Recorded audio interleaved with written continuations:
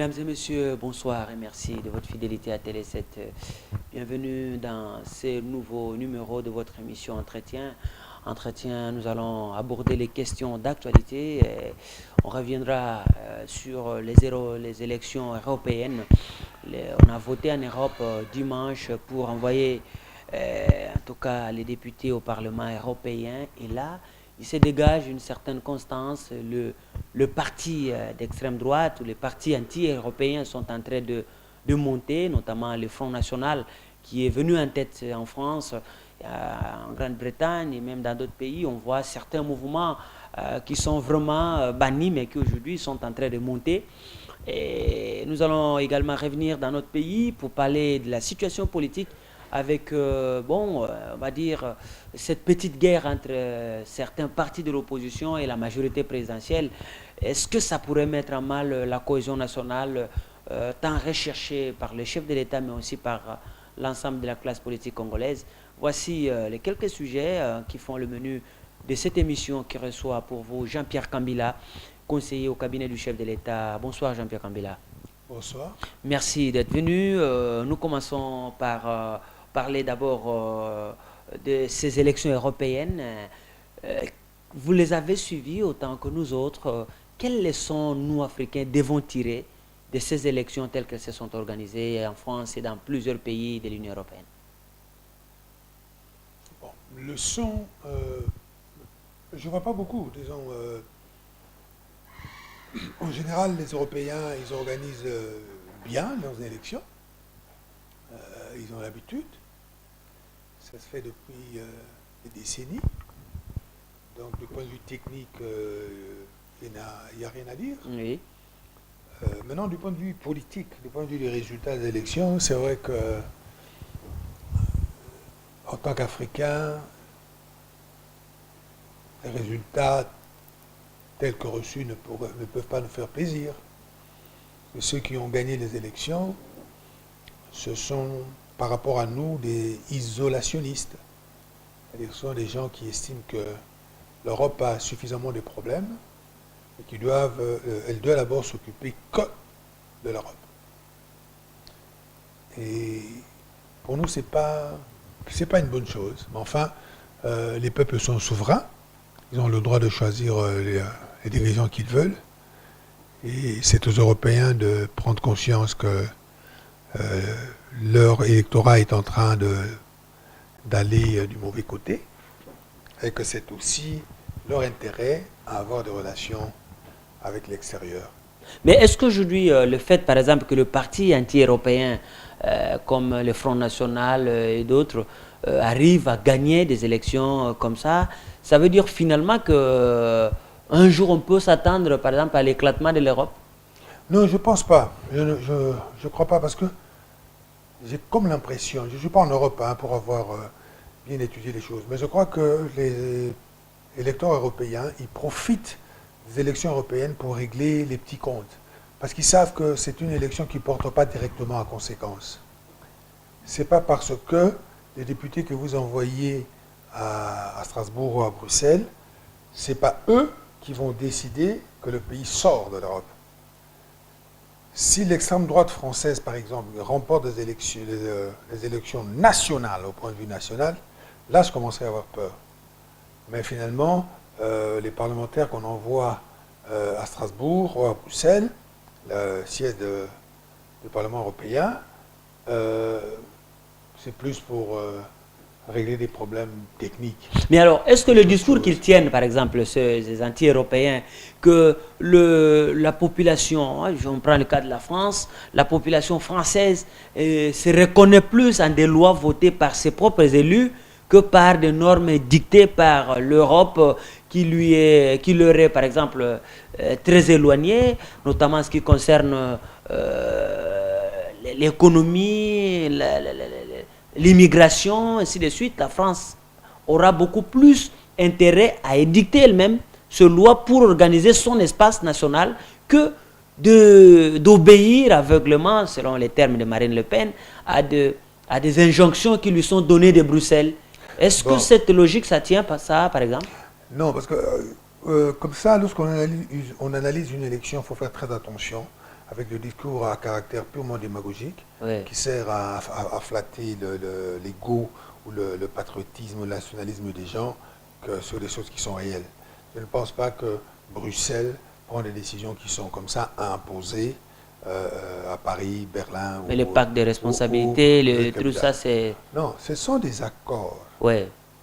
hein, en général, qui se prennent qu'à l'unanimité. Ce sont des accords, il n'y a rien qui est obligé, on ne prend pas. Bien sûr qu'il y a, sur certains points, des abandons de souveraineté. Ça, c'est clair. Il y a. Mais si vous voulez être ensemble, vous devez bien accepter les règles du jeu. Vous devez bien abandonner quelques-unes de vos prérogatives propres. C'est ce qui se passe. Mais, je reviens à ce que je disais, il faut savoir que l'électeur européen est en général un électeur très très bien informé. Il sait très bien que le vote que je pose dans cette condition-là, il a telle conséquence, et le vote que je pose ici, il a telle autre conséquence. Or, ils savent très bien que ce n'est pas le député que vous avez envoyé à Bruxelles ou à Strasbourg, ce n'est pas lui qui va décider réellement du sort de l'Europe elle-même. C'est vrai qu'ils vont retarder des lois, ils vont amoindrir la portée des lois européennes, ils vont le faire, mais ce n'est pas ça qui va décider qu'un pays comme la France ou l'Espagne sortent de l'Europe. Non, je ne crois pas. Alors, mais dans le cas, par exemple, le cas du Front National, est-ce qu'avec tous les scores que ce parti est entré, un parti hier qui était classé dans les oubliettes ou qui se battait un peu comme dans les ghettos, mais qui aujourd'hui, petit à petit, sort la tête du lot, commence à gagner. Vous avez vu aux élections municipales, c'était la grande surprise. Le Front National a fait un score extraordinaire. Et là, aux élections ici, c'est le Front National qui est en tête, devant l'UMP, et même le parti au pouvoir vient en troisième position. Alors, est-ce qu'on peut s'attendre véritablement à voir Marine Le Pen, par exemple, en 2017, gagner l'élection présidentielle? Non, je ne pense pas. Pourquoi je ne pense pas? Parce qu'il faut faire très attention avec les pourcentages. Lorsqu'on dit 25% Front National, Ouais. environ 20% ouais, UMP, oui. l'UMP, et 14 ou 15% les Les socialistes. PS. Hein. Ouais. Bon, déjà, quand vous mettez l'UMP et le PS, vous avez déjà gagné. Donc, les républicains en tant que tels sont toujours premiers en réalité. Oui. Hein. Donc ça, il faut le noter. Un. Oui. Deuxièmement, il s'agit ici de pourcentage. Il s'agit de pourcentage qui partent d'un nombre absolu qui est réduit. Oui. C'est parce qu'il y a eu une très forte abstention. Donc, ça veut dire que mathématiquement, il faut revenir sur le nombre. Ce 25%, il représente quel nombre? Combien de millions d'électeurs? Et comparer ce million d'électeurs avec les millions d'électeurs de la même élection, mais d'il y a quelques années. C'est ça la véritable comparaison. Or, si vous faites ça, et l'ancien ministre des Affaires étrangères, Hubert Védrine, Ouais. a montré ça Ouais. hier très clairement, vous voyez que le nombre de gens qui ont voté pour le Front National de Le Pen n'a pas beaucoup augmenté. Ce qui a fait descendre l'UMP, et notamment le Parti socialiste, c'est que beaucoup de socialistes fâchés contre Hollande n'ont pas été votés. Mais est-ce que ces gens vont laisser la France basculer à l'extrême droite lorsqu'il y aura des élections décisives sur l'avenir de la France? Je ne pense pas. Voilà pourquoi je dis il faut se méfier lorsque vous avez affaire à un électorat. Mais est-ce que le fait, il y a une très élection, informé. il y a une élection quand même sur le plan national qui vient d'avoir lieu, ce sont les élections municipales. Oui. Le fait que le FN aujourd'hui dirige des municipalités, même de grandes villes, Oui. est-ce que ce n'est pas déjà un signe que ce parti n'est plus un parti des ghettos comme on le croyait? Non, ce n'est certainement pas un parti de ghetto.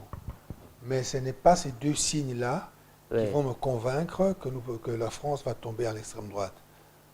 Je viens d'expliquer pourquoi je considère ce 25% comme pas très décisif. Pour ce qui concerne les élections municipales, le lecteur français, il sait qu'il est en train de voter la personne qui va gérer sa vie au niveau le plus proche, Ouais. au niveau de la municipalité.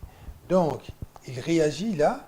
Il a un voisin congolais qui, lorsqu'il prépare son pondou, ça sent l'odeur d'une huile qu'il ne connaît pas, cette huile le gêne, donc il crie, il a des problèmes avec son voisin, il dit, bon, si je vote un maire qui est du Front National, le maire va venir intervenir ici, et moi je pourrais me dispenser de l'odeur de l'huile de palme. Je prends un exemple, hein, qui n'est pas, enfin, ceux qui habitent en Europe et qui connaissent la vie réelle là-bas, ils comprendront ce que je veux dire. Parce que ce sont des difficultés que nous avons. Enfin, que ce que j'ai vécu en Europe, je sais ce que c'est. Et donc, les gens réagissent par rapport à ces problèmes-là, de proximité. Élection municipale. Maintenant, élection européenne. Ils réagissent par rapport à un sentiment de nous Français, nous Espagnols, nous Italiens, on est dirigé par des dirigeants qu'on ne connaît pas, qui sont très loin là-bas, du Juncker, c'est quoi ce type-là, Bruxelles, pourquoi Bruxelles, etc. Donc, il y a un rejet du lointain et un effort pour essayer de faire que sa proximité ne soit pas influencée par d'autres. Voilà comment je vois ces choses-là. Mais maintenant, il s'agira de décider du point de vue national, le raisonnement sera différent.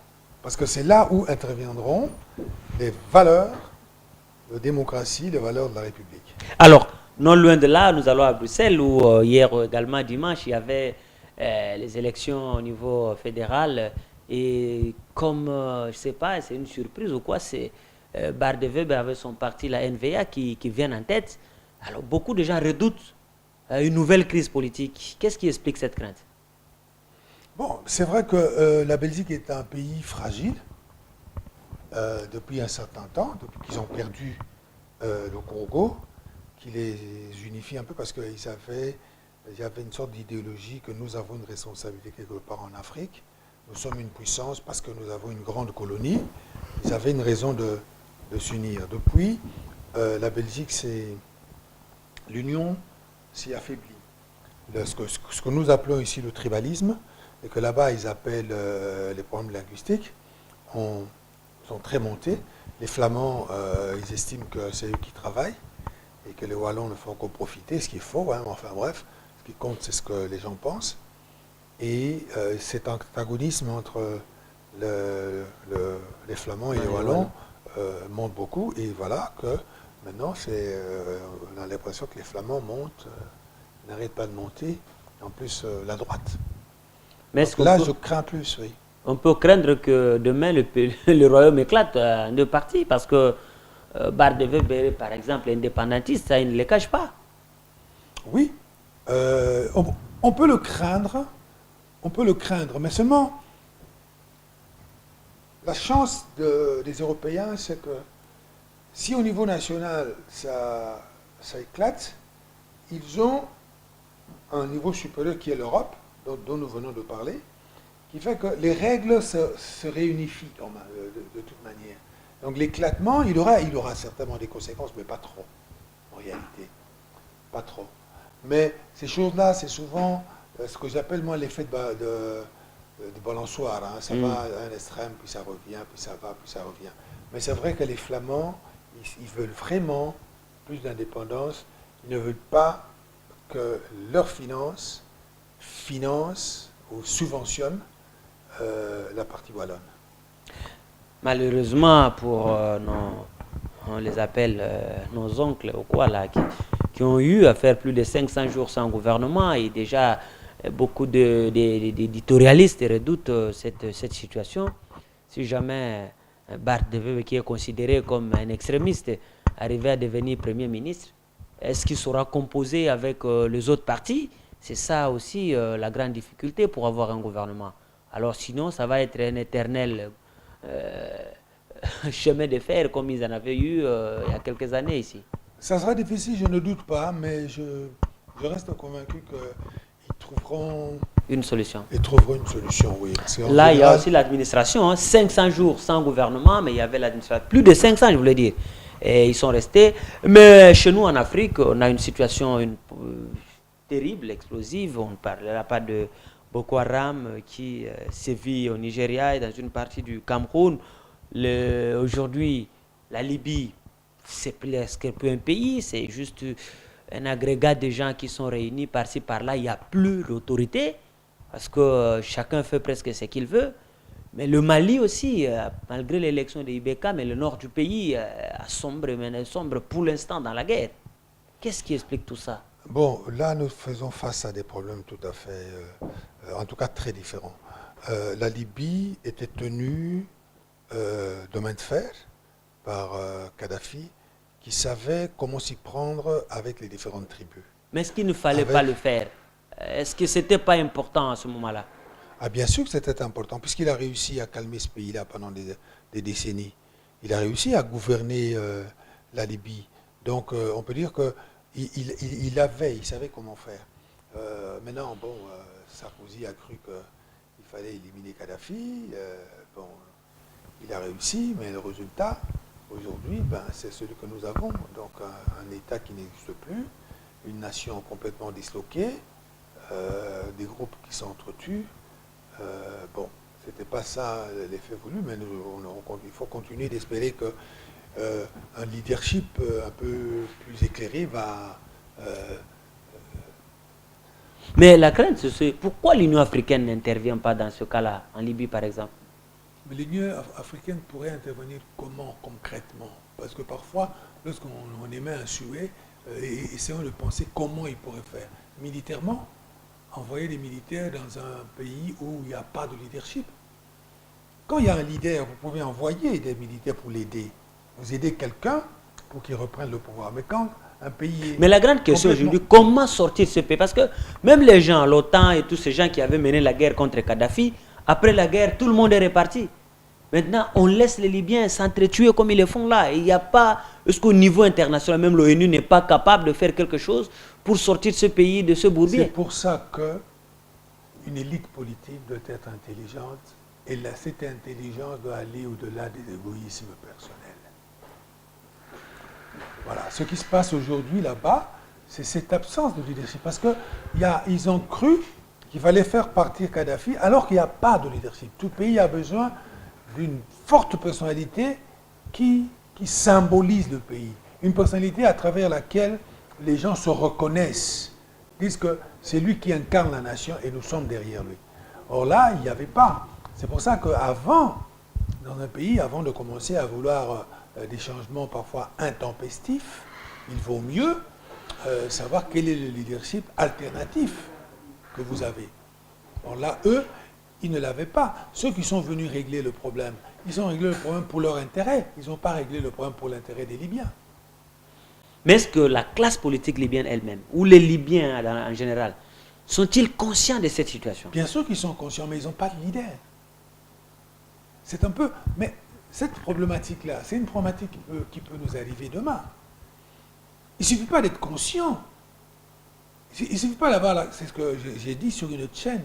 Il ne suffit pas d'avoir des compétences, il faut encore avoir des capacités. Et ce n'est pas la même chose. Vous pouvez être très très compétent, mais si vous n'avez personne qui est capable de mettre tout le monde d'accord, de montrer un chemin pour que ces différentes compétences servent à quelque chose, participe à un projet, participe à une projection dans l'avenir pour que vous alliez ensemble vers quelque chose, vous n'arrivez à rien, c'est ce qui se passe en Libye. Maintenant, vous avez parlé du Mali. Le Mali, c'est une autre question. Le Mali, c'est, j'allais dire, une erreur ou même une bêtise dès la conception de ce pays-là. C'est un pays qui met ensemble des civilisations absolument différentes. Il faut avoir le courage et l'honnêteté de le dire. Le nord du Mali est composé par des tribus, disons, arabo-berbères, des Sahaliens, alors que le sud, donc à côté du Sénégal et la Guinée, Côte d'Ivoire et tout ça en bas, c'est plutôt des Ouest-Africains. Alors, vous avez deux cultures tout à fait différentes. C'est un peu comme le Soudan à l'époque, le Soudan quand il était ensemble en fait. Voilà, c'est un peu ça. Alors, arriver à faire vivre ensemble des gens aussi différents, c'est difficile. Et c'est ce que nous vivons. Il faut beaucoup d'intelligence. C'est-à-dire qu'il faut qu'ils arrivent à accepter une certaine décentralisation très très poussée, un certain fédéralisme, carrément. Parce que Lorsqu'ici nous disons que nous sommes différents alors que nous sommes tous de souche bantou, en tout cas la plupart d'entre nous, que nous avons toujours vécu ensemble, nous avons des langues qui sont plutôt presque pareilles, nous avons les mêmes habitudes et tout, nous ne savons pas ce que c'est que la différence. Ceux qui veulent savoir ce que c'est que la différence, ils n'ont qu'à aller là-bas. Les Maliens tels que nous les voyons ici, c'est pas avec ceux qui sont au nord, c'est pas Dans la région de Kidal et tout ça, là, c'est vraiment les Touaregs et tous ces gens-là. Oui, c'est une autre chose, une autre vie, d'autres conceptions de la vie. C'est pas la même nation. Nation au sens de l'adhésion à un destin commun. Oui. Voilà. Malheureusement, ces pays frères d'Afrique connaissent d'énormes difficultés. Mais nous allons venir un peu chez nous pour parler de la politique interne. Là, mais c'est depuis octobre que le 23 octobre, le chef de l'État a fait le discours de clôture de concertation nationale. Il annonce un gouvernement, il annonce beaucoup de mesures, mais on doit saluer. L'amnistie a déjà commencé à produire ses effets, on a relaxé beaucoup de gens. Mais ce gouvernement attendu depuis ce temps-là jusqu'à aujourd'hui traîne à venir au point de créer même des impatiences aujourd'hui parmi même les opposants qui avaient cru à cette idée. Non, je pense que je peux comprendre qu'au niveau individuel, celui qui espère devenir ministre, il est pressé, il veut devenir ministre le plus tôt possible. Et lorsque ça ne vient pas, bon, il s'impatiente. Mais ici, ce n'est pas ça le problème. Le problème ici, c'est le problème de la nation congolaise. Le président de la République s'est donné un devoir extrêmement difficile. C'est celui d'amener la classe politique à insuffler un nouveau sentiment dans le pays, celui de la cohésion nationale. Et pour arriver à atteindre cet objectif-là, il faut une équipe qui elle-même reflète la cohésion nationale. Ça veut dire quoi? Voilà. Ça veut dire quoi? Ça veut dire qu'il faut qu'il arrive à mettre en place une équipe déjà cohérente. Mais une équipe cohérente, ça veut dire nommer... je veux, c'est ma compréhension. Ouais. Est-ce que ça veut dire nommer, par exemple, un premier ministre de l'opposition avec le membre de la société civile et de la majorité ensemble pour diriger ce gouvernement de cohésion nationale qui devrait pas vouloir dire un gouvernement de cohabitation en quelque sorte, parce que vous avez la majorité présidentielle, vous avez la majorité au Parlement. Et donc vous n'avez en réalité aucun intérêt à vouloir cohabiter avec l'opposition. Oui, ça c'est de la mécanique politique. C'est-à-dire nous avons une majorité, on fait notre gouvernement et on continue. C'est de la mécanique. Oui. Or, on n'en est pas là. Le président a fait un pari, celui de mettre la plupart des Congolais d'accord. La plupart. On n'arrivera jamais à l'unanimité. Mais voilà. La plupart des Congolais d'accord au travers des politiciens qui les représentent. Alors, ça veut dire quoi? Ça veut dire qu'il faut mettre ensemble, autour d'un programme, et d'un seul programme, des gens venant d'horizons diverses. Et on ne les met pas d'accord de force. Il faut qu'ils adhèrent à cette idée-là. Donc, il faut que cette idée soit construite, préparée. Il a nommé le président Kengo, le président Minaku. Ils ont mis ensemble une équipe. Ils ont analysé le travail qui a été fait au cours du forum sur la concertation nationale ici chez nous. Et cette équipe a sorti un certain nombre de propositions. Propositions qui serviront de programme, de grandes lignes à ce gouvernement. Maintenant, les trois grandes tendances de ce gouvernement de cohésion nationale, gouvernement, opposition et société civile, doivent se mettre d'accord sur ce programme, doivent l'intégrer, l'accepter et choisir des gens capables. C'est là où ça se corse. Oui. Capables non seulement d'adhérer à ce programme-là, mais aussi à le mettre en œuvre. Et ensuite choisir un capitaine, c'est-à-dire celui qui sera à la tête pour mener ce gouvernement à bien. Voyez-vous, ce travail-là, ce n'est pas un travail que vous pouvez faire en 1 ou 2 semaines. Parce qu'en vous précipitant comme ça, vous le faites peut-être, mais vous le faites mal. Ou vous le faites d'une manière précipitée, et 2 jours après, ça se décolle. Il ne s'agit pas de ça. Il s'agit véritablement de trouver une équipe dont la composition est celle que je viens de vous dire tout à l'heure, qui soit cohérente et décidée à aller vers cet objectif-là. Est-ce qu'à votre avis, c'est ce qui explique tout le temps que le gouvernement en question prend à prendre pour être formé? Je suis convaincu. Je suis convaincu. Parce qu'il faut aussi se dire la vérité. Même dans la majorité, quand on dit majorité, il ne faut pas croire que la majorité, tout le monde est d'accord et que tout le monde voit les choses de la même manière. Il y a des amis chez nous dans la majorité qui disent ouvertement qu'ils ne voulaient pas de ce gouvernement de cohésion nationale. Alors, vous pensez que des gens comme ça, ils seront dans ce gouvernement-là et de bonne foi, ils travailleront pour ce gouvernement d'union nationale? Je ne pense pas. Dans l'opposition, c'est la même chose. Mais à la société civile, c'est pareil. Donc, pour arriver à avoir ce bloc-là et avoir un capitaine devant, avoir des objectifs bien précis et travailler pour y arriver, ça demande quand même un travail préalable important. Et c'est ce travail qui a été fait. Et maintenant, je suis convaincu, et d'ailleurs comme la plupart des Congolais, que nous arrivons nous sommes à bout touchant. Alors, lorsqu'on voit tout ce que certains médias nous donnent, nous servent chaque soir, comment même vos partenaires, vous connaissez vous savez que dans l'opposition, il y a les radicaux qui ont refusé de participer aux concertations nationales, mais il y a une partie de l'opposition conduite essentiellement par le président du Sénat, Léon Kongwadondo, à travers l'opposition républicaine, qui adhère à cette vision, mais qui s'impatiente parce que apparemment, et les lieutenants du premier camp et les lieutenants du camp de la majorité, ils se tirent maintenant à boulet rouge à travers leur, je sais pas, porte-parole ou chargé de communication interposé. Ça veut dire quoi? Déjà, la cohésion nationale est mise en mal avant même que le gouvernement ne soit créé ou mis en place. Je viens de vous dire tout à l'heure qu'il y a des gens qui sont pressés parce qu'ils ont des agendas personnels. Bon, c'est de bon aloi. Quelqu'un peut très bien avoir des objectifs d'ordre personnel. Mais nous n'en sommes pas là. Nous sommes par rapport à un objectif national. Nous sommes face au destin de ce pays. Nous voulons l'amener à quelque chose. Et pour amener quelque chose, il faut trouver le meilleur instrument possible. Maintenant, qui est 2-3 personnes pressées ou 2-3 personnes qui veulent absolument arriver à telle place et qui veulent gêner tel autre, ça ne changera rien à la décision de ceux qui veulent absolument arriver à ce gouvernement de cohésion nationale parce qu'ils y croient.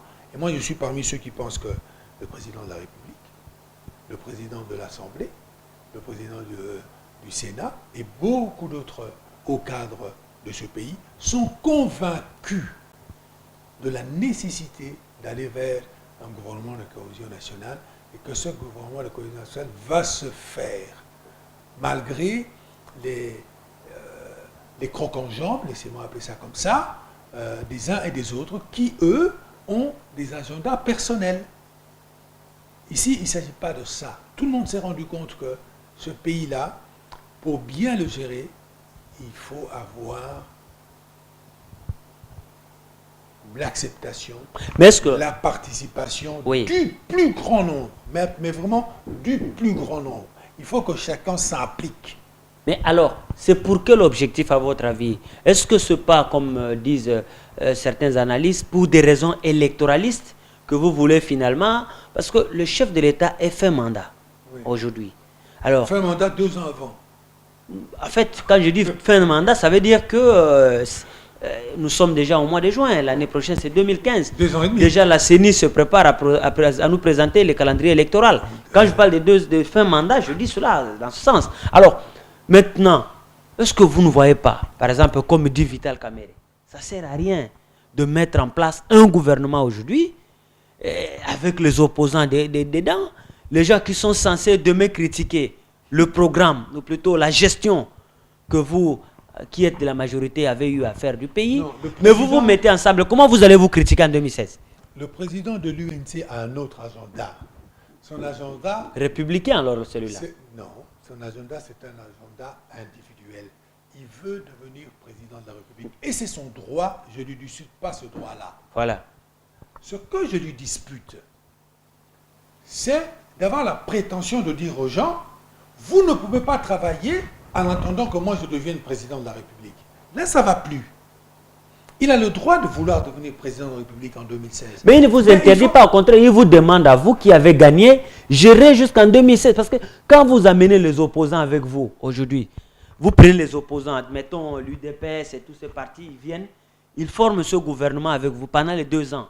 Vous dirigez ensemble. Mais comment vous allez vous critiquer à la fin? C'est ça la question que les autres demandent. Quel est l'intérêt d'une nation? C'est de se critiquer ou de bâtir la nation? Non, mais quand même, l'opposition doit avoir une critique à faire par rapport à votre gestion. Mais on puisqu'on va pas. on va quand même évaluer votre bilan. Alors, lorsque toute la classe politique, vous y mettez même la société civile à l'intérieur, lorsque tous ces gens seront là, qui va oser dire ici ça a marché ou ça va être comme les 1+4, on a déjà vu ça. Non, même le 1+4 n'interdisait pas la fonction critique. La fonction critique, elle existe toujours et elle existera même au sein du même gouvernement. On peut toujours critiquer. Oui. Ceci n'est pas interdit. Oui. Lorsque l'on se rend compte qu'il y a une guerre, on vous attaque. À cause de vos divisions, celle-ci se reflète même dans l'armée et affaiblit l'armée. Vous dites, ah non, nous voulons rester pour critiquer. Or, ce que je cite pour l'armée est valable pour l'économie, est valable pour beaucoup de domaines. Le monde a montré, les pays les plus forts ont montré que dans des situations difficiles, il vaut mieux faire de gouvernements de cohésion. Je peux vous citer des tas d'exemples. La France au sortie de la guerre, l'Allemagne aujourd'hui même, avec la crise actuelle. Le gouvernement allemand aujourd'hui, c'est un gouvernement de cohésion nationale. C'est seulement le nom qui change. Mais c'est quoi la difficulté aujourd'hui à votre avis? C'est quoi puisque hier nous avions un peu quelques soucis avec les M23, on a battu ces gens, les ADF, bon, même s'il y a quelques poches résiduelles d'insécurité, mais la pacification est là. Quelle est la difficulté pour le moment qui vous demande à vous d'appeler? Et qu'est-ce que les opposants, à votre avis, vont apporter dans ce gouvernement? Ils vont apporter l'adhésion de ceux qui sont derrière eux. Et ça, c'est important pour un pays qui se construit. Que de se reconnaître dans un gouvernement. C'est le plus important. Si ce pays est véritablement uni, personne n'osera vous attaquer. On va chuter cet entretien, justement, on continue à parler de cette question de la cohésion nationale. Mais aujourd'hui, lorsque je viens de le dire ici, on voit les communicateurs de la majorité présidentielle qui s'attaquent au président du Sénat parce qu'il y a un sénateur qui est allé dénoncer le compte créé de manière fictive au niveau du ministère des Finances, ainsi de suite, et ils y mettent Kengo dedans. Vous, au niveau de la majorité, est-ce que vous ne voyez pas que c'est une manière, je sais que l'opposition aussi a répliqué, hein, et ils ont répliqué, vous ne voyez pas que ça met vraiment à mal la cohésion nationale que nous sommes en train de rechercher? Non, je ne pense pas. Les communicateurs de la majorité présidentielle restent des individualités. La majorité présidentielle, c'est un rassemblement démocratique dans lequel il est possible d'avoir des avis différents. Donc, je vais vous donner mon avis qui, je pense, correspond le mieux à la ligne de la majorité présidentielle. Nous sommes un État de droit. Nous faisons des efforts pour devenir un État de droit. Il n'y a que la loi pour nous diriger. Lorsqu'un ministre pose un acte et qu'il y a débat sur cet acte-là, cet acte ne peut être jugé qu'à l'aune de la loi. Donc c'est la loi qui va nous dire si son Excellence M. Kitemi, ministre délégué des Finances, a posé des actes qui sont conformes ou pas à la loi. Rentrer dans un autre débat, c'est faire fausse route. La majorité présidentielle aujourd'hui a un objectif. Cet objectif, c'est d'arriver à un gouvernement de cohésion nationale. Pour des raisons que je vous ai expliquées tout à l'heure. Oui. Parce que nous pensons que la grande majorité des habitants de ce pays, des Congolais, doivent se reconnaître dans un gouvernement pour que nous ayons la force et les capacités de sortir de la situation actuelle. C'est quoi la situation actuelle à votre avis? La situation actuelle, c'est une situation de difficulté et personne ne le dit. Parce que si nous n'étions pas en situation de difficulté, un pays comme le Rwanda n'allait pas nous attaquer. Les Rwandais nous ont attaqués, nous ont fait attaquer par le M23, parce qu'ils savent que c'est facile de nous diviser. Parce qu'ils savent qu'il y a certains de nos compatriotes qui, s'ils savent qu'il y a 2 villes qui tombent, ils vont changer, ils vont aller là-bas. Et nous devons tout faire pour lutter contre cette affaire-là. Et prévenir ces choses-là. Voilà pourquoi le gouvernement de cohésion nationale est aujourd'hui une nécessité. Alors, quel est l'avenir de cette union que vous voulez faire avec les élections qui arrivent? Mais il n'y a aucun problème. Pour avoir voix au chapitre dans un système de démocratie, qu'est-ce qu'il faut faire? Il faut être élu. On représente quelque chose dans un pays quand on est élu, en démocratie du moins. Donc les élections auront lieu. Parce que nous avons besoin de savoir que représente X et que représente Y. Ça ne change rien. Mais dès lors que vous êtes élu et que vous aimez votre pays, vous devez discuter avec les autres élus, même s'ils sont majorité, minorité ou quoi que ce soit. Et même il faut aller au-delà, parce que le président de la République, il est allé au-delà lorsqu'il a voulu que la société civile soit là. Ce ne sont pas des élus, mais c'est des gens qui représentent des intellectuels, des syndicats, des étudiants, des commerçants, etc. etc. Ça participe à la ils sont par définition apolitiques. Maintenant qu'ils vont venir au gouvernement, ils vont devenir politiques ou comment? Le gouvernement, c'est le siège de la politique de la nation. Oui. Mais la politique de la nation ne peut pas se faire sans les forces vives. Les forces vives doivent donner leur avis. Voilà. Ils doivent participer. Voilà le sens gouvernement de cohésion nationale. Mais lorsque nous ferons un gouvernement de cohésion nationale, est-ce que nous aurons avancé dans la résolution de nos difficultés? Parce que les difficultés, elles ne se résolvent jamais définitivement. Vous allez aux États-Unis, ils ont des difficultés. Mais lorsque nous aurons avancé, lorsque nous verrons que nous sommes arrivés à un point de non-retour où la situation de notre pays est réellement consolidée, à partir de ce moment-là, ceux qui veulent sortir, ils pourront sortir. C'est comme ça que ça s'est passé dans tous les pays du monde. La France, elle a eu un gouvernement de cohésion nationale, même s'ils ont appelé ça différemment. L'Allemagne actuelle, ils ont un gouvernement de cohésion nationale. Ça ne veut pas dire qu'ils vont rester en cohésion nationale ou en union nationale ou en large, je ne sais pas comment ils appellent chez eux, indéfiniment. Non. Il arrivera un jour où les conditions auront changé et vont permettre à ce que... Mais les jours là, c'est dans 2 ans, apparemment. C'est ça ce qu'on pense. Mais pourquoi dans 2 ans? Je ne sais pas ce qui va se passer dans 2 ans. Il y a 2 ans, c'est qu'il y aura des élections au mois de novembre 2016, quand même, il y aura des élections présidentielles, les élections législatives. D'ailleurs, les élections locales commencent en 2015. Il y aura des élections. Je viens de vous dire que les élections n'ont qu'un seul rôle.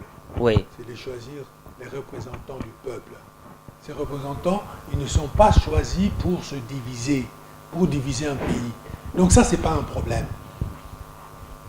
Lorsque ces gens seront élus, si nous jugeons, si nous disons, laissez-moi dire ça comme ça, élite politique de ce pays, si nous continuons de penser que nous devons être ensemble, qu'est-ce qui va nous interdire de faire un gouvernement de cohésion nationale?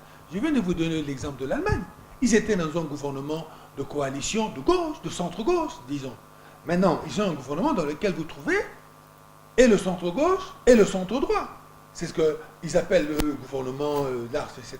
Moi, j'appelle ça un gouvernement de cohésion nationale. Qu'est-ce que Mme Merkel s'est dit? Elle s'est dit, oh, attention, nous allons vers des échéances importantes, nous allons, le monde est en train de changer, la crise, elle est là, les Asiatiques sont en train de monter, les Africains, ils relèvent un peu la tête, l'Amérique latine commence à devenir forte, et nous, Allemagne, moteur de l'Europe, qu'est-ce que nous allons devenir si nous mettons la bagarre éternelle toujours en avant? Non, stop. Venez, nous allons nous mettre d'accord. Même en violation des lois du pays. Quelle loi du pays on violerait? Laquelle? Mais lorsque, par exemple, vous qui avez été élu, vous refusez de diriger, vous nommez, dans l'hypothèse où le Premier ministre sortait aujourd'hui de la majorité, de l'opposition, oui. Vous ne voyez pas qu'il y aura des complications par rapport à la Constitution? Quelle complication? Qui dit que le Premier ministre doit être choisi dans la famille majoritaire au Parlement. Mais qui a dit qu'une majorité, c'est quelque chose de définitif? Quelle est la loi qui fixe qu'une majorité ne bouge pas? Non. Vous allez recomposer la majorité. Mais elle est déjà recomposée, cher ami.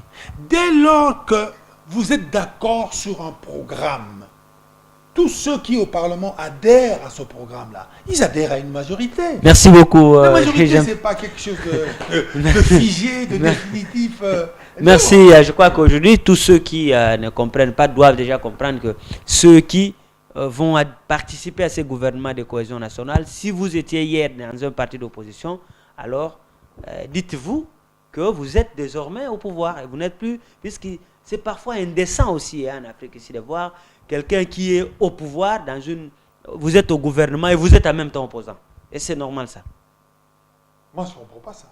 Comment on peut être au pouvoir et être opposant? Mais il y en a qui, on voit ici dans beaucoup de pays, et surtout dans le cas de notre pays, il y en a qui se disent opposants même au gouvernement. Moi, c'est pas alors qu'ils dirigent. Qui a dit ça? Non, mais parfois aussi, vous aussi, vous, comme on dit chez nous, un peu familièrement, beaucoup c'est le Makamou. Qui a dit? Je ne cite pas le nom des gens, mais je vous dis, faites des études, vous allez voir, même dans la plupart des gouvernements, même dans les 1+4, il y avait des opposants à l'intérieur. Non, alors qu'ils étaient... mais il n'est pas opposant. Que quelqu'un dise, je suis dans un gouvernement, il y a telle chose qui se fait, je ne suis pas d'accord avec cette chose-là. C'est normal. Bon, ça, non, je peux comprendre. Parce que ce n'est pas normal. Parce que la norme, c'est de dire ou je suis dans un gouvernement, ou je sors parce que je ne suis pas d'accord. Voilà. Voilà la norme. Mais je peux tolérer, je peux comprendre que quelqu'un soit critique à l'égard d'une décision précise d'un gouvernement. Ouais. Ok, ça je peux comprendre. Mais au-delà, je ne comprends plus. Merci Jean-Pierre Kambila. Je précise que vous êtes conseiller au cabinet du chef de l'État et là, nous avons parlé de beaucoup de questions. On a mis plus l'accent. Ouais, nous avons plus mis l'accent sur les élections européennes, notamment en Belgique aussi, où il y a eu des élections au niveau fédéral. Et on a parlé de la cohésion nationale dans notre pays. On espère que ce gouvernement de cohésion nationale pourra être mis en place dans les jours qui suivent. Pourquoi pas? Je crois que si tous les travaux préparatoires, notamment les consultations, sont terminés, ça ne tardera plus. Comme disent certains ténors de la majorité présidentielle, c'est peut-être une question, je ne sais pas si c'est des semaines ou des jours, mais il viendra tout de même. Mais ce que nous demandons, que ce soit ceux qui vont être membres de ce gouvernement ou à ceux qui seront dans les sillages ou dans les cabinets, c'est la seule chose que nous avons toujours réclamé, c'est de travailler pour l'intérêt collectif. Quand vous mettez l'intérêt du Congo au-dessus de tous vos intérêts privés, c'est là que la nation pourra aller de l'avant et peut-être rencontrer ce que les pères de l'indépendance ont consigné dans l'hymne national. Monsieur Jean-Pierre Kambila, merci de toutes vos explications données ici. Merci à vous qui nous avez suivis. Le prochain numéro, c'est déjà pour les jours qui viennent. Dans l'entretemps, restez avec nous sur Télé 7. Merci, au revoir.